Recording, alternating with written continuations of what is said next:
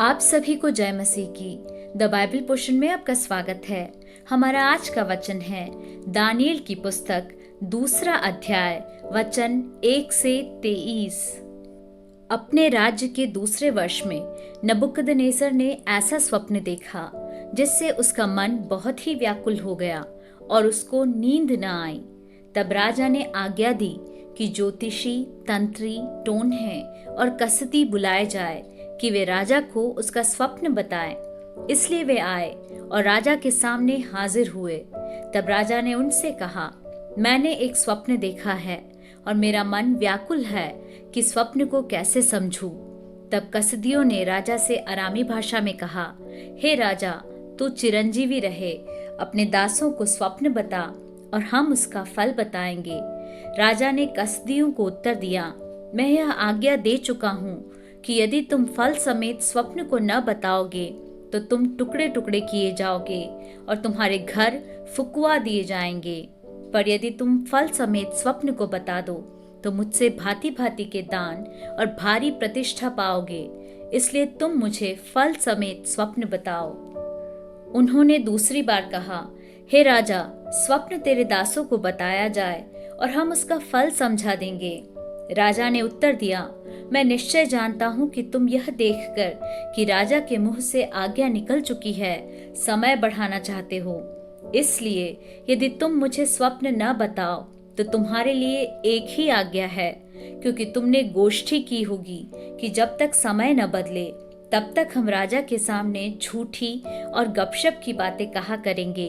इसलिए तुम मुझे स्वप्न बताओ, तब मैं जानूंगा कि तुम उसका फल भी समझा सकते हो।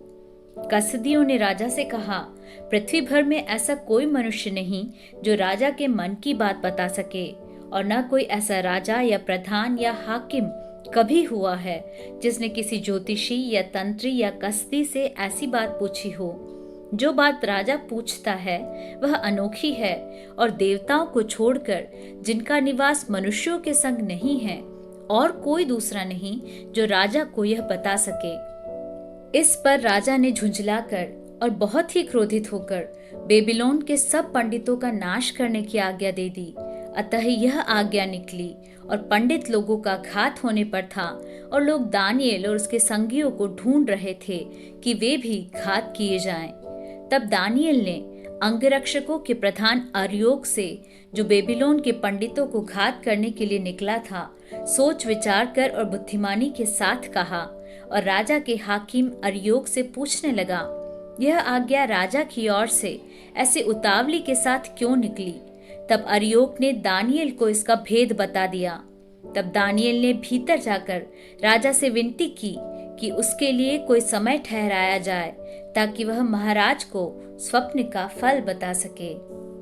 तब दानिएल ने अपने घर जाकर अपने संगी हनन्याह, मीशाएल और अजर्याह को यह हाल बताकर कहा, इस भेद के विषय में स्वर्ग के परमेश्वर की दया के लिए यह कहकर प्रार्थना करो कि बेबीलोन के और सब पंडितों के संग दानिएल और उसके संगी भी नष्ट न किए जाए। तब वह भेद दानिएल को रात के समय दर्शन के द्वारा प्रकट किया गया।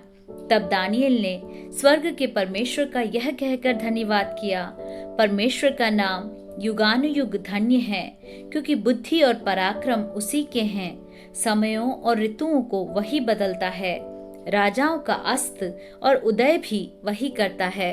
बुद्धिमानों को बुद्धि और समझ वालों को समझ भी वही देता है। वही गूढ़ और गुप्त बातों को प्रकट करता है। वह जानता है कि अंधियारे में क्या है और उसके संग सदा प्रकाश बना रहता है। हे मेरे पूर्वजों के परमेश्वर, मैं तेरा धन्यवाद और स्तुति करता हूँ, क्योंकि तूने मुझे बुद्धि और शक्ति दी है, और जिस भेद का खुलना हम लोगों ने तुझसे मांगा था उसे तूने मुझ पर प्रकट किया है। तूने हमको राजा की बात बताई है।